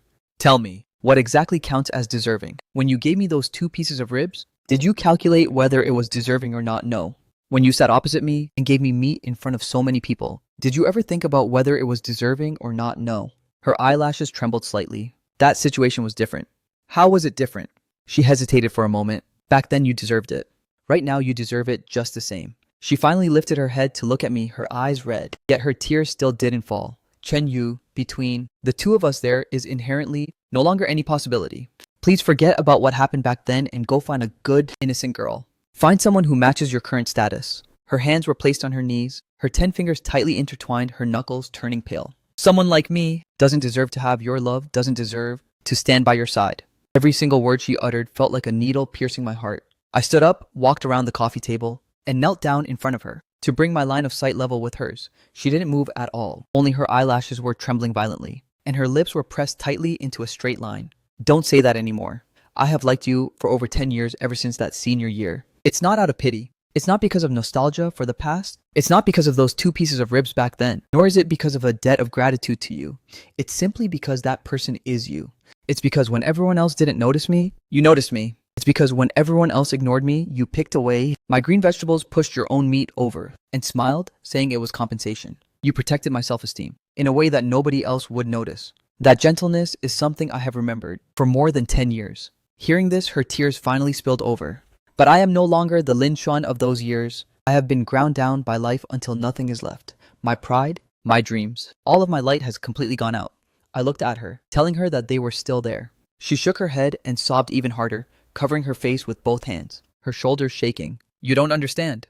You don't know how I've lived all these years. Every night I had to pour drinks for strangers, getting groped by them and looked at with those kinds of eyes. Yet I still had to smile, and the sweeter I smiled, the more tips I would get. I became dirty a long time ago, dirty from the inside out." "You are not dirty." My voice was very soft, yet it carried a firmness that even I didn't realize. "The dirty ones are those who bullied you, those who took advantage of your misfortune to kick you while you were down. They are the ones who are filthy, not you. You have never been filthy." I kept crouching, right in front of her, not moving at all. The living room was completely quiet while the river outside of the Suzhou River quietly flowed outside the floor-to-ceiling windows, the lights from the opposite bank casting broken reflections upon the river's surface. The deep muffled sound of a ship's horn echoed from afar, penetrating the glass pane and reverberating softly within the room. She finally lowered her hands, her face covered with tear streaks, her eyes red and swollen. Yet deep within her gaze, the defensiveness, resistance, and low self-esteem had cracked open a tiny fissure. "Chen Yu, please give me some time." I nodded. "As long as it takes." From that day on, I no longer forced her, only visiting her every day, bringing over food, and chatting with her, telling her how I had lived all these years from the basement, during the early days of starting my business, to Zhang Lei's betrayal, and the 3 crises that almost brought me to bankruptcy. The answer to the question about my motivation for starting a business that President Fang asked me, which I hadn't spoken aloud back then. She sat on the sofa quietly listening, occasionally asking a question. What happened after that? After asking, she would lower her eyes, as if regretting showing too much concern. I took her to Huashan Hospital to visit him. Her father, Lin Jiangguo, was lying on the hospital bed, half of his body unable to move, the corner of his mouth severely crooked and his speech slurred and incoherent. But the moment he saw Lin Xuan, his remaining movable hand lifted, his trembling finger pointing toward her. Lin Xuan stepped forward and grabbed his hand. His lips twitched as he vaguely uttered 2 words, "I'm sorry." Lin Xuan bent down, pressing her face against the back of her father's hand, her shoulders shaking violently. I stood at the door of the ward and didn't step inside. The sunlight streamed in from the window, draping over her. I took her for strolls through the streets of Shanghai, from Nanjing Road to the Bund, Tianzifang, and the Wukong Mansion. All the places we had wanted to visit back then, but could never manage to. She walked beside me, initially an arm's length apart, then gradually closing to just half a step away. On the river embankment at the Bund, the wind was very strong, blowing her hair all over. She reached up to tuck her hair behind her ear, turning her face sideways only to find me staring at her. "What are you looking at?" "Look at the sky." She dazed out for a moment, then turned her face away, the tips of her ears turning slightly red. After that, I helped her find a job. It wasn't an act of charity, but a job offer. She earned herself through the resume review and interview process, a curriculum research and development position at an educational technology company, perfectly matching her university major. Regular office hours, no overtime required. On the morning of her first day of work, I went to pick her up. She walked out from the apartment building, wearing a simple beige trench coat, her hair tied in a low ponytail, her face lightly made up, and her gaze clear and bright. Compared to over 10 years ago, she looked more and more like the girl sitting in the cafeteria back then. She saw my car parked at the gate, her footsteps pausing for a beat before she opened the car door and sat in the passenger seat. "You don't need to come pick me up every day. It's on my way." She glanced at me. The group headquarters was in Pudong, while her company was in Jing'an. One on this side of the Huangpu River, the other on the opposite bank. She didn't expose that lie. The gossip circulating within the industry eventually found its way to her ears anyway. It started with a phone call, when she was taking a lunch break at the company and received a call from an unknown number. Upon picking up, a woman's voice came from the other end. Her tone, though polite, was full of sharp. "May I ask if this is Miss Lin Xuan? I am the wife of President Chen's business partner. I heard that you and President Chen have been interacting quite closely lately. I just want to give you a word of advice. You already know President Chen's status in the business world. Everyone in this circle already knows about your past at Manhwa Club. President Chen seeking you out is nothing more than a temporary craving for novelty. You should know your own place." The call was disconnected. Lin Xuan sat in the company break room, tightly gripping her phone, her fingertips turning white.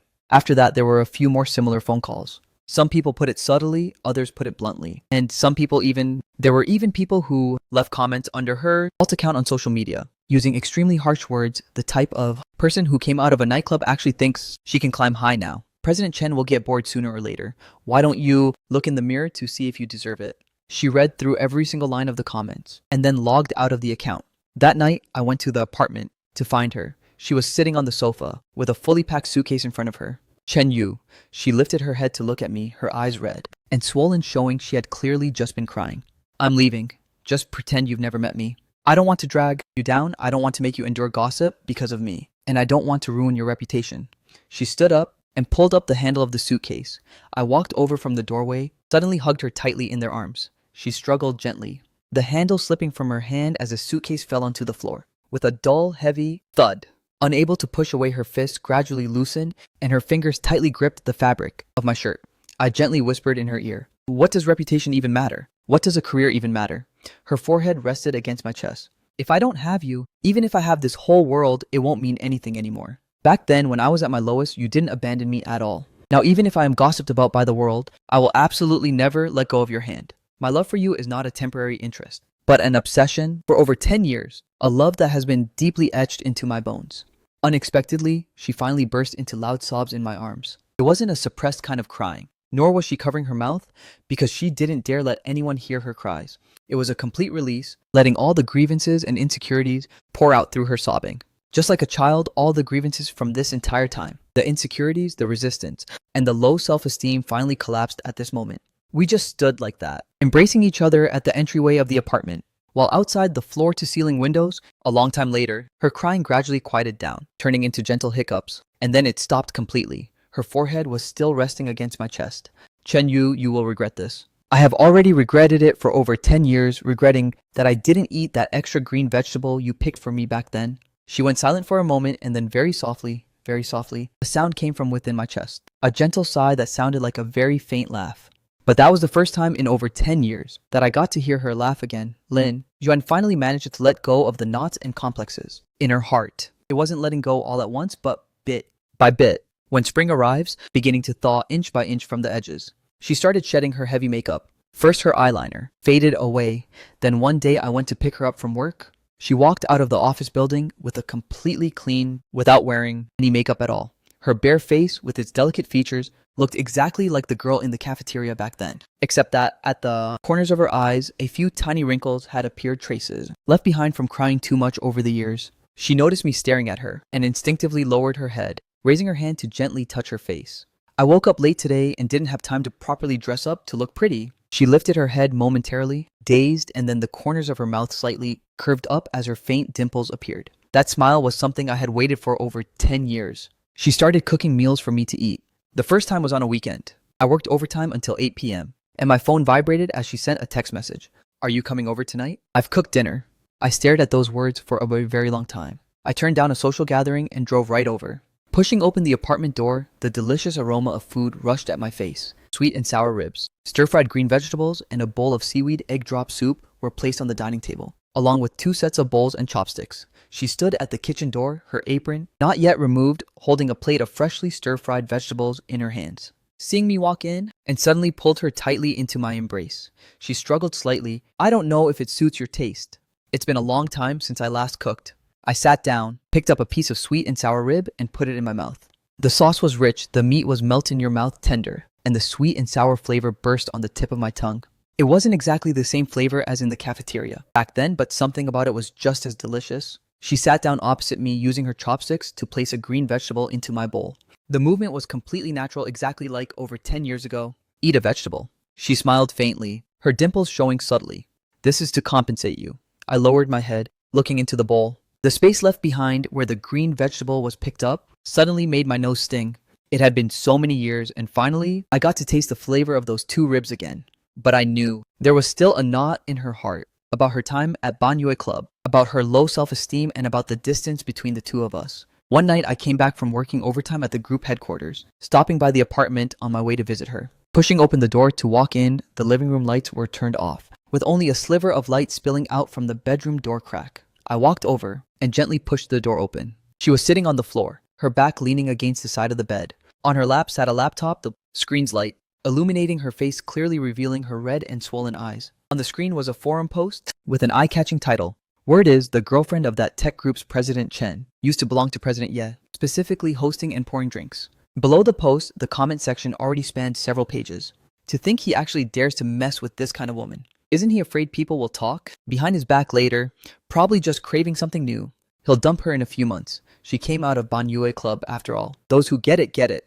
What kind of status does Chen Yu have? How is this kind of woman worthy of him? She just stared at each line like that, without closing the webpage, not crying, just sitting there silently, as if confirming an outcome that she had already anticipated long ago. I sat down right beside her, reached out, and closed the laptop, the screen light instantly going out. Only the pale yellow light from the bedside lamp remained in the room. She lowered her head, remaining silent for a very long time. "Chen Yu, what they are saying is actually all true. I really did stay at manhwa club. I really did pour drinks. And I really was looked at by those people with those kinds of eyes, and got groped." Her hands were placed on her knees, her 10 fingertips tightly intertwined. "You can find someone better, someone clean who has never been defiled by life." I didn't say anything. I stood up and took an item out from the bedside table drawer. It was a photo, a copy of our 12th grade graduation photo. The image had become somewhat blurry. In that photo, Lin Juan stood in the second row, the 4th position from the left, wearing the blue and white uniform, smiling at the camera with her faint dimples, her eyes sparkling with light. The photo had begun to grow worn and old, the fold creases clearly deep and shallow, from being pulled out and looked at too many times. I placed the photo into the palm of her hand. "I have looked at this photo for over 10 years. She lowered her head to look at herself in the photo. "Every time I couldn't bear the burden anymore, I would look at this photo. When I was still in that dark basement on the night Zhang Lei betrayed me. And during the 3 times I almost went bankrupt, I looked at this photo and told myself that I wasn't allowed to lose, because there was someone waiting for me. There was someone who brought light to me whom I still hadn't repaid yet." I sat down to bring my line of sight level with hers. Lin Xuan, the person I love, has never been just that pure schoolgirl, a carefree high school student. The person I love, the real you, is the one who saw the boy eating a vegetarian dish in that corner, the one who picked away a vegetable and pushed the meat over, the one who carefully protected someone else's self-esteem, and the one who is gentle to the core. That gentleness has nothing to do with what you've been through. She held up that photo, her tears falling steadily drop by drop, each drop soaking into the image, blurring her 17-year-old smile. "The days you spent at manhwa club are not a stain on your life. You did it for your family. It's proof that you tried your absolute best to survive. That is resilience, not your shame. I reached out to wipe away the tears on her face, cupping her tear-soaked cheek with my palm. In a very gentle motion, if anyone is unworthy, then I'm the one who doesn't deserve you. You brought light to me, and it took me over 10 years just to be able to stand before you. She grabbed my hand, her freezing fingers trembling slightly. Chen-yu, thank you for not giving up on me. Thank you for loving someone like me. I held her hand tightly, our 10 fingers firmly intertwined. No need to thank me. This is what I owe you. She was momentarily dazed, then burst into a laugh through her tears, teardrops still lingering on her eyelashes, as her dimples faintly appeared. The light shone upon her face, gradually merging with the silhouette in that 17-year-old photo. At that moment I knew the knot in her heart was finally starting to dissolve. That weekend, I took her back to visit our old hometown. It had been over 10 years since we last returned. The town had changed a lot. More high-rises had gone up, the roads were wider, and there was even a shopping mall now. But the road leading to the high school remained the same as before. The rows of sycamore trees were still there, their canopies shading the entire street. The grocery store by the roadside had a new sign, but the freezer in front of the door was still the same one from back then.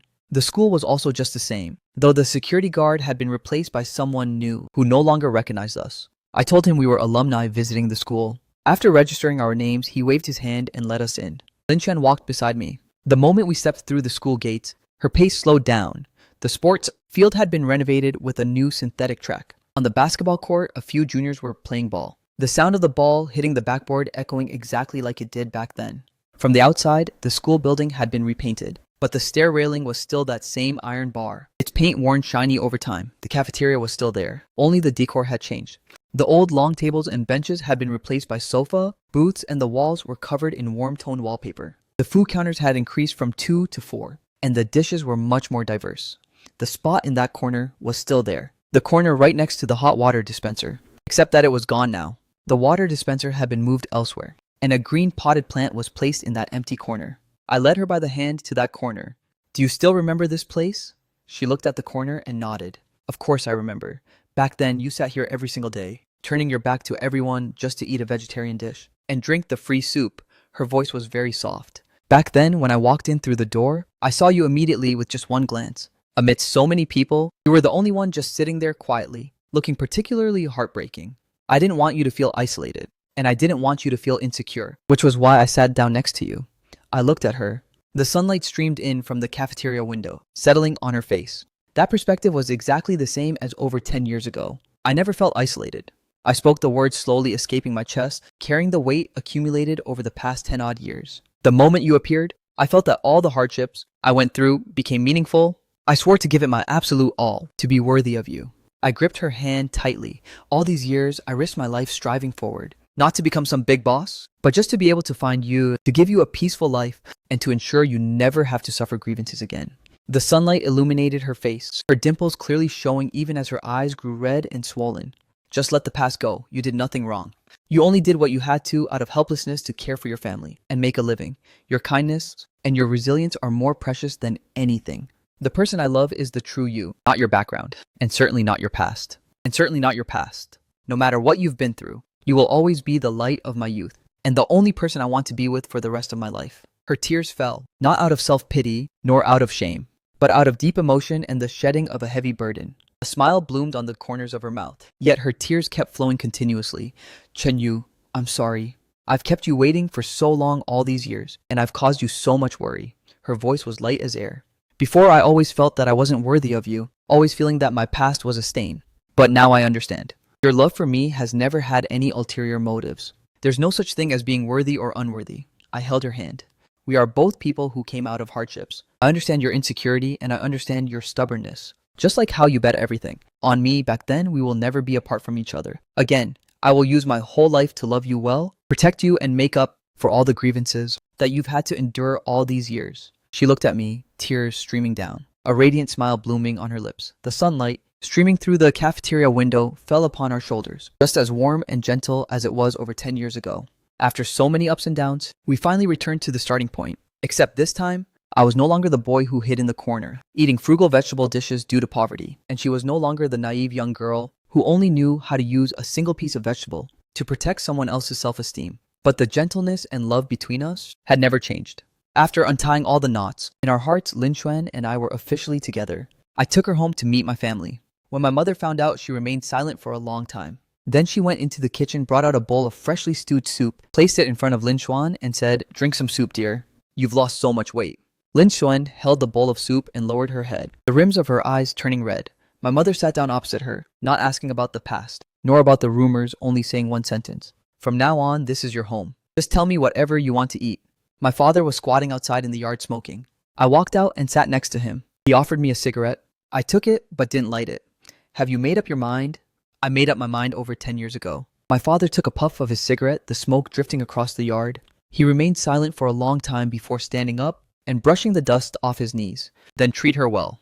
He walked inside the house. I remained crouching, on the spot, watching his retreating figure, a lump forming in my throat. After that, I took Lin, went to meet President Fang, the person who stood by me during my toughest times, my investor who injected capital, my shareholder, and also my mentor. President Fang sat in the coffee shop holding an iced Americano, observing Lin Xuan for a long time. Lin Xuan sat opposite me, holding a latte with both hands, her knuckles turning white from gripping it tightly. President Fang set her glass down and looked at me, the corners of her mouth curling up slightly. "Chen Yu, do you remember when I asked you back then what your motivation for starting your business was? You said it was for a person." She looked over at Lin Xuan. "It's her, isn't it?" I nodded. President Fang raised her coffee glass and lightly clinked it against Lin Xuan's. "This round is on me. Welcome." Lin Xuan was dazed for a moment, then smiled, her dimples clearly showing. I gave her a wedding without inviting too many people from the business circle. Those fake socializing and networking scenes of the business world didn't deserve to appear on this day. There were only the families from both sides, our parents and also my younger sister. My sister didn't cough much anymore. Under the treatment of the best respiratory specialist in Shanghai, her asthma was very well controlled. Lin Xuan's father sat in a wheelchair. When he was wheeled into the wedding hall, half of his body still couldn't move, but his remaining working hand tightly held onto Lin Xuan's wrist the entire time, holding on very tightly. Her mother sat beside him, constantly wiping away tears, while her younger brother stood behind the wheelchair wearing a suit that I had custom made for him. His height was already a head taller than Lin Xuan. There were also close friends present, the ones who used to eat instant noodles with me in that basement back then. Those two partners. One is currently still serving as the group's deputy general manager of technology, while the other has branched out to start his own business, which is doing very well.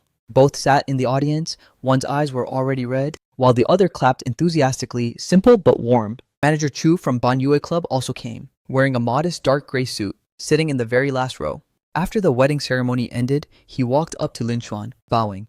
"Miss Lin, what happened back then was because I didn't manage my subordinates well. I'm sorry." Lin Xuan shook her head, smiling at him. "It's all in the past." The wedding was held at an estate in the suburbs, not a lavish grand hall style, but a place President Fang had recommended. It featured a vast lawn planted with ginkgo trees. When autumn arrives, the leaves turn a bright golden yellow, falling to the ground like a carpet of crushed gold. The weather was beautiful that day with wonderful sunshine. Lin Xuan, wearing her wedding dress, walked over from the other side of the lawn.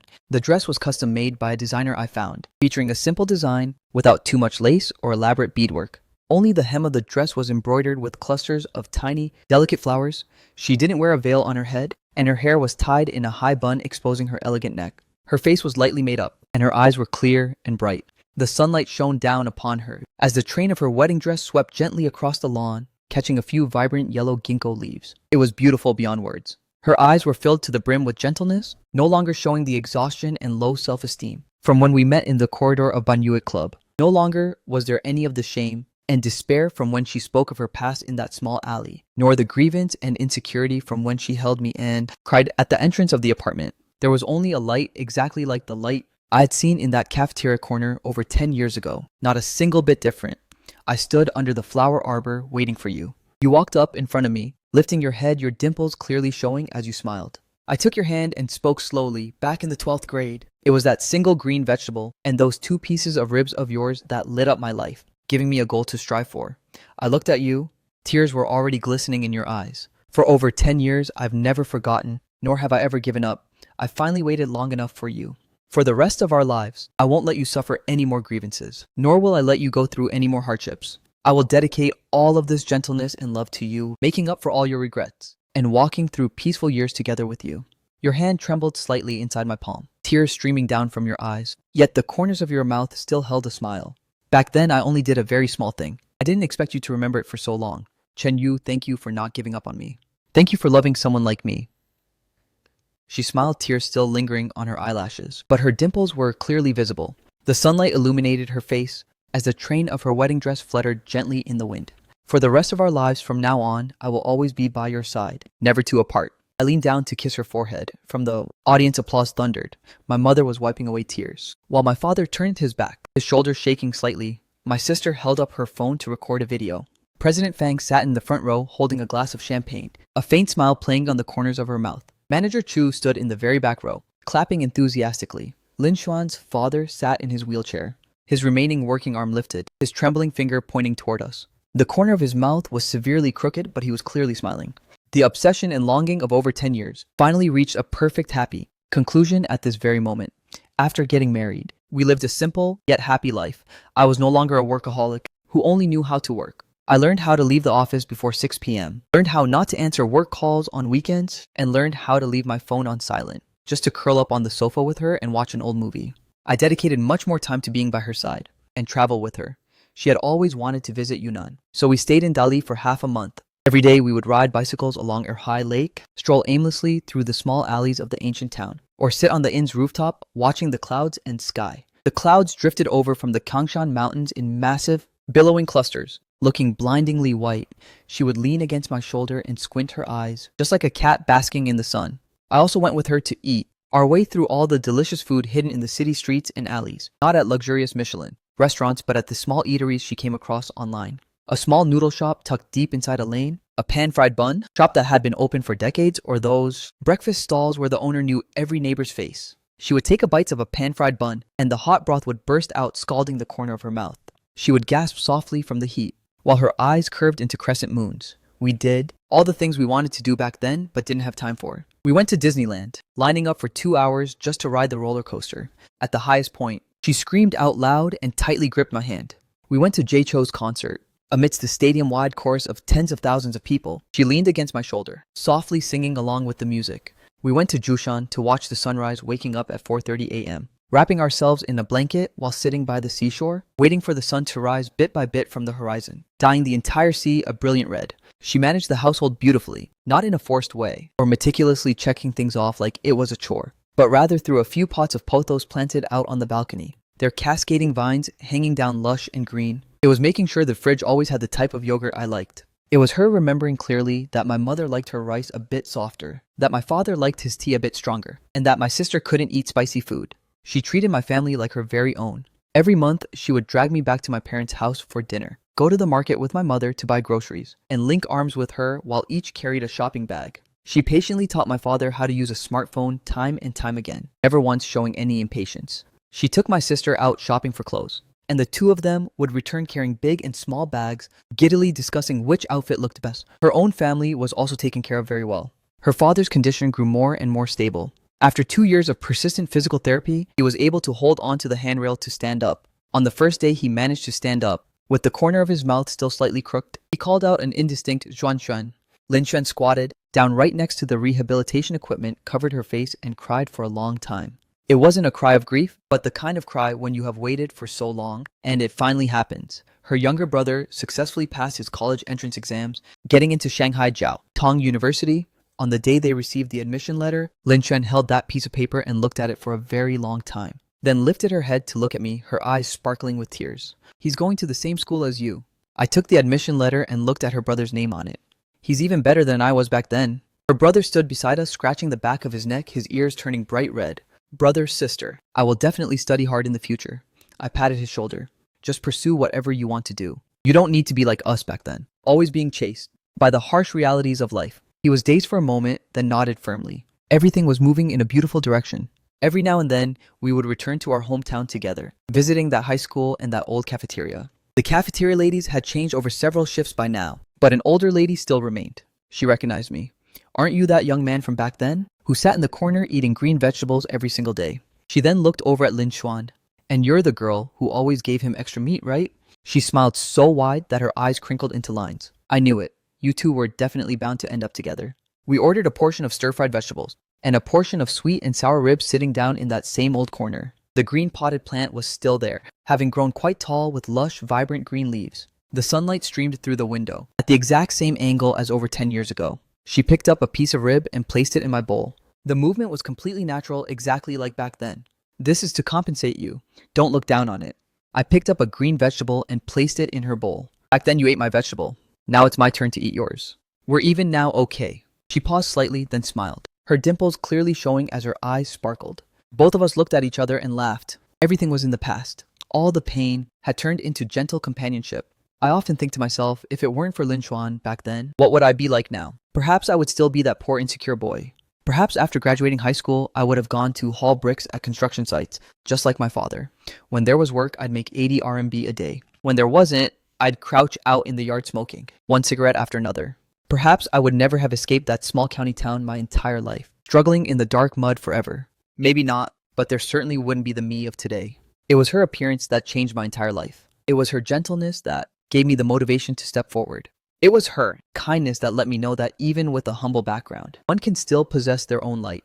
And I used more than 10 years to climb from the muddy swamp up to the peak, finally holding onto the light of my life, making up for all my regrets. Now Lin Xuan and I have been married for 5 years. We have a 3-year-old daughter. Her nickname at home is Xuan Xuan, given by Lin Xuan. She said this name used to represent the self she had hidden away, but now she wants to proudly and rightfully pass it on to our daughter, hoping our daughter will never have to hide herself her entire life. Our daughter looks very much like her, with clear, bright eyes. When she smiles, 2 little dimples appear on the corners of her mouth. The first time she learned a song at kindergarten, she came home, stood right in the middle of the living room, and sang it for us in her sweet, babyish voice. Halfway through, she forgot the lyrics, scratched her little head, and let out a giggling laugh. Lin Xuan picked her up and kissed her on the cheek. The sunlight streamed through the floor-to-ceiling window, shining down on the mother and daughter. I stood beside them watching, my chest filled to the brim with something warm, so full that it felt ready to overflow. The group is still developing very well. President Fang has already retired. She transferred all her shares in her hands to me, saying it was time for her to travel around the world. I saw her off at the airport. She patted my shoulder, without saying a word, only offering a smile, before turning around to walk through the security checkpoint. I am still a successful man in the eyes of others. During a media interview, a reporter asked me about the secret to starting a business from scratch. I said there was no secret at all, only a promise that absolutely had to be fulfilled. The reporter pressed on, asking what that promise was. I didn't answer. Some words are only meant to be heard by one person. Online, someone asked a question. On the arduous path of starting a business, who is the person you are most grateful to? I saw that question. Hesitated for a moment, but still clicked on it and replied, it was my white moonlight from my youth back in the 12th grade. Every day, I would sit in the corner of the cafeteria eating frugal vegetable dishes, insecure to my very bones. She sat down beside me, picked away a green vegetable, and then took her own sweet and sour ribs and braised pork, putting all of it into my bowl. She said it was to compensate me for eating one of my vegetables and told me not to look down on it. She protected my self-esteem. She said it was to compensate me for eating one of my vegetables and told me not to look down on it, in a way that nobody else would notice. Those 2 pieces of ribs, and that sentence became the only obsession in my life. I studied with all my might, made money with all my might, and climbed to the top with all my might. It wasn't to become some big boss at all, but just so that one day I could stand before her, without needing to lower my head anymore, without needing to evade her gaze anymore, and without needing to feel insecure anymore. Over 10 years later, I found her. She had gone through a lot of hardships, once crushed by life, once driven into a corner, and once forced to do things against her own will. But in my heart, she will forever be the girl who gave me those ribs back then, forever pure and forever treasured. Now she is my wife, and we have a daughter, Her nickname at home is Xuan Xuan. She was the very person who at my lowest and most insecure moment gave me gentleness and hope, helping me find a goal to strive for, and helping me realize that this life is truly worth living. After my response was posted, the comment section completely exploded. Some people said it was a made-up story, asking how such a perfect coincidence could exist. Some said they cried while reading it, as it reminded them of the person they used to like in their youth. Others asked what happened next, what happened after they met again at the nightclub. I didn't reply any further, because the story that followed belongs only to the 2 of us. Many people feel that a love found again at a nightclub won't last long. Many think the gap between us is too wide for us to ever be happy. But we have used time to prove that true love never cares about backgrounds, doesn't bring up the past, and only cares about each other's true hearts. Back then, she protected my self-esteem. Now I protect her entire life. Back then, she gave me a ray of light. Now I give her a home. From a poor boy who only dared to eat vegetables, I have become a Chen Yu who can give her the entire world. This isn't to brag, nor is it to prove anything, but simply to fulfill a promise from my youth, simply to never let the girl who lit up my youth suffer even a single bit of grievance ever again. Last night, when I came home from work, the moment I pushed open the door, the delicious aroma of food wafted over. our daughter was building a model on the living room rug. Halfway through, it collapsed and she knitted her tiny little brows before starting to build it all over again. Lin Xuan was stir-frying food in the kitchen, an apron tied around her waist, her hair loosely held up by a casual clip, with a few stray strands falling beside her ears. I walked over and hugged her from behind. The spatula in her hand paused for a beat, and then she went back to tossing the food. "You're back," she mumbled. I rested my chin on her shoulder. The sweet and sour ribs in the wok were bubbling away, the thick sauce coating each piece of rib, glistening with an amber hue under the kitchen light. "How did you think to make this dish today?" Xuan Xuan said she wanted to eat it. She turned her face to look at me, the corners of her mouth curving up, slightly. I asked, "Big Xuan Xuan or little Xuan Xuan?" She burst out laughing and didn't answer, her spatula evenly tossing the ribs as they rolled around in the wok. "Both want to eat it." I tightened in my embrace. Life is full of twists and turns, and fate is a wondrous thing beyond words. The people you once thought were worlds away, and the obsessions you hid deep in your heart for over 10 years. As long as you work hard enough and remain steadfast enough, there will definitely come a day when you reunite, bringing a perfect happy ending. I lowered my head close to her ear, my voice incredibly soft, so soft that only she could hear it. "Lin Xuan, thank you for appearing in my youth, and for lighting up my dark life." The spatula in her hand paused for a moment. Then she turned around, stood on her tiptoes, and planted a kiss on the corner of my lips, very light, carrying the sweet and sour taste of the ribs. "It's nothing," she smiled, her dimples faintly appearing as her eyes overflowed, with a radiant light, "because you are also my light." In the living room, our daughter finally finished building her model. She clapped and giggled, calling out, "Mom, Dad, come look at this quickly." Outside the window, the Suzhou River was quietly flowing as the city lights lit up one after another. "This world is truly worth it because I have you."